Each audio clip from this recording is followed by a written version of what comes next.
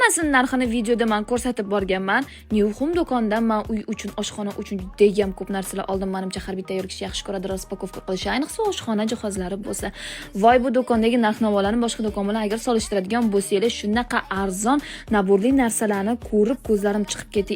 Bir dunyo qilib oshxona uchun narsalar zakaz qildim. Shu brend pichoqlariga ishqim ketdi, qiziqib olib ko'rdim. Shunaqa chiroyli ekan, pichoqlari ham o'tkirgina, oshxonaga o'zgacha ko'rk berib turar ekan. Choynilar oldim. Kстати, bu choyni elektronniy choyni oshxonada takkoy vid berar ekan. Saryog' uchun shunaqa idish oldim. Oyijon juda xohlayotdi. Kстати, sizga bunaqa qozonlar ham oldim. Plus qozonlarni taxlashga bunaqa etajor ham oldim. Narxi juda ham arzon ekan.